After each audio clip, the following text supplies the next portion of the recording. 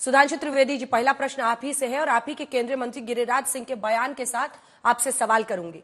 आपके नेता और केंद्रीय मंत्री ने कहा कि पहले लालू जी सोनिया जी के आंचल में खेलते थे और अब वो दूसरा आंचल ढूंढ रहे हैं ममता बनर्जी का। एक तो एक महिला नेत्री के लिए आंचल, कपड़े, गोदी, लुंगी, धोती, इससे बचना चाहिए। दूसरा प्रश्न जो इसमें जुड़ा है, क्या राहुल गांधी आपको ऑपोजिशन में नेता के तौर पर सूट करते हैं? वरना ममता बनर्जी के कैंडिडेचर पर ऐसे बयान का क्या अर्थ है? और दूसरा हिस्सा इसी प्रश्न का है कि क्या ममता बनर्जी से डर लगता है बीजेपी को? आरजीकर मेडिकल कॉलेज के पूरे घटनाक्रम के बाद भी विधानसभा के बाय इलेक्शंस में उनकी परफॉर्मेंस अच्छी थी।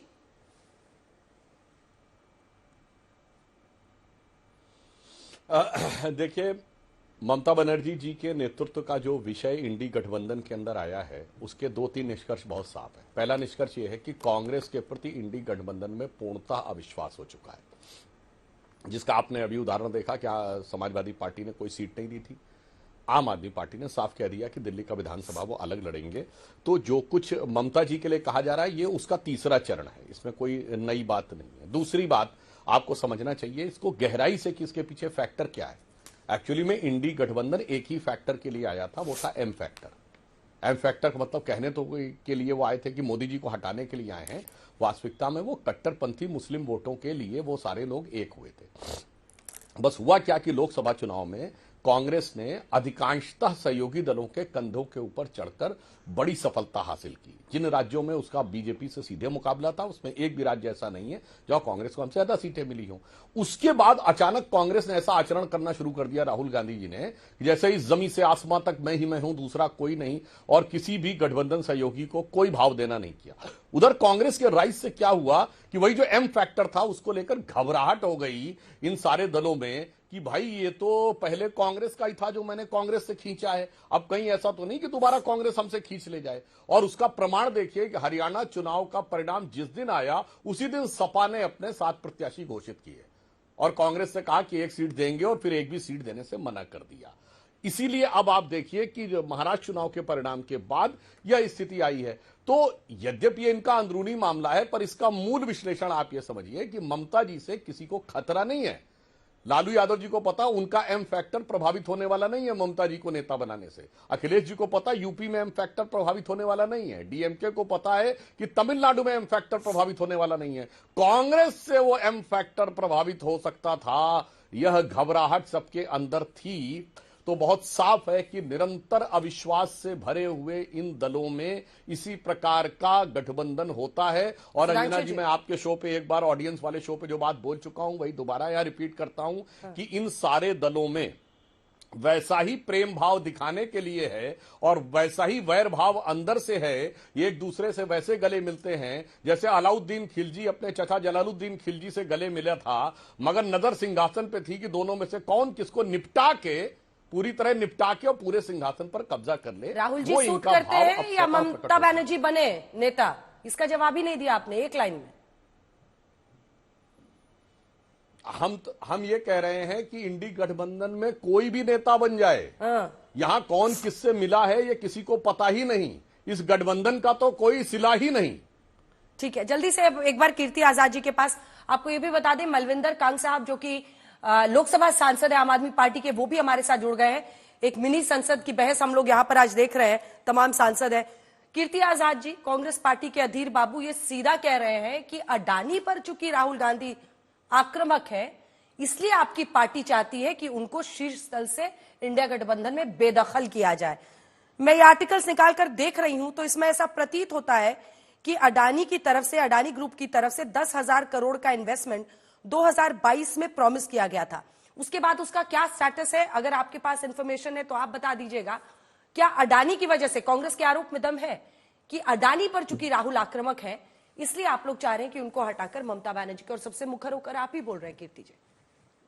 जी हाँ, बिल्कुल मुखर होकर बोल रहा हूँ। और यह भी स्पष्ट कर दूं कि सभी पार्टियों के अपने अपने एजेंडा है। हम चाहते हैं कि पार्लियामेंट चले। यदि सरकार चाहती, और उसने पहले दिन ही देखा था सोमवार को जब डिस्ट्रप्शंस हुए, तो वो रोक करके अगले दिन 1 दिन की चर्चा करती, अडानी पे करती है जिस पर करती है, और उसके बाद पार्लियामेंट को चलने देती।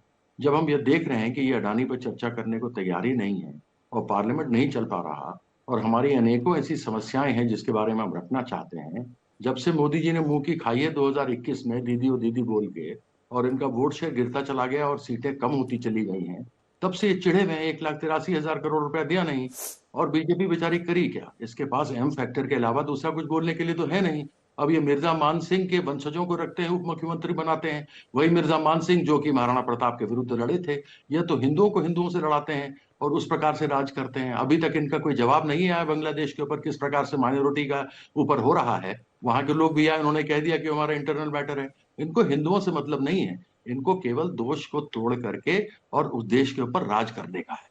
इनको हिंदुओं से कोई लेना देना नहीं है, नहीं ये सनातन धर्म के बारे में जानते। रही बात ममता बनर्जी की, जी हाँ, पूरे देश भर के कोने कोने से लोगों की यह आवाज आ रही है, चाहे वह उद्धव गुट शिवसेना हो, चाहे वह भारतीय राजनीति के सबसे वरिष्ठ भीष्म पितामह श्री शरद पवार जी हों। अभी लालू यादव जी ने कहा है, समाजवादी पार्टी की तरफ से यह बातें आई हैं कि यदि ममता बनर्जी को इंडिया गठबंधन का बनाया जाए ब्लॉक, तो हमारी स्थिति अच्छी हो सकती है। उसी के ऊपर ममता जी ने अपना एक बयान दिया था और कहा था कि हाँ, यदि इंडिया ब्लॉक मैंने ही बनाया था और आवश्यकता पड़ेगी तो मैं इसको लीड करने के लिए तैयार हूं। तो इसमें मुझे समझ में नहीं आ रहा कि किस प्रकार का किसी को भी कोई आपत्ति होनी चाहिए। अब यह हर एक चीज में बेचारे सुधांशु जी करें क्या? इनके पास कोई चीज बताने को तो है नहीं, न महंगाई पे न बेरोजगारी पे, तो ये एम फैक्टर पर आ जाते हैं, घूम घुमा के वहीं आ जाते हैं। अब क्या कहा जाए। लेकिन इसका जवाब ही आपने नहीं दिया जो अधीर बाबू का आरोप है। क्या अडानी ने डीप सी पोर्ट में वहां पर निवेश कर दिया है? इसी वजह से, चूंकि राहुल गांधी अडानी पर आक्रामक है, इसलिए अब आप लोगों को राहुल गांधी से दिक्कत हो गई है। क्या प्रॉब्लम है राहुल गांधी से? अडानी ने तो सभी जगहों पर, ऐसा कौन सा राज्य है जहां पर उन्होंने पैसे नहीं लगाए हैं? और जहां गलत किया हुआ है वहां अडानी के ऊपर कार्रवाई हो। किसने कहा है कि ना हो? और यदि 22,000 करोड़ का वहां पे लगाया है तो केंद्र सरकार को बताना चाहिए ना। पोर्ट तो इन्हीं के अंतर्गत आते हैं, हमारे हाथ में तो नहीं आते पोर्ट्स। तो यह बात भी थोड़ा सोच करके विश्लेषण करके देख लेना चाहिए अधीर रंजन चौधरी जी को भी, कि जब कभी कोई अपना वक्तव्य दे तो पीछे देख लेना चाहिए कि पीछे सही और गलत क्या। ठीक है, इस बात में दम है लालू प्रसाद यादव से लेकर। ठीक है सुधांशु जी, दो लाइन का रिबटल, मुझे अन्य मेहमानों के पास जाना है।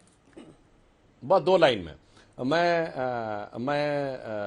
कीर्ति आजाद जी को संशोधन कर दूं। उन्होंने कहा कि इन्होंने बीजेपी को डेसिमेट किया पिछले सालों में।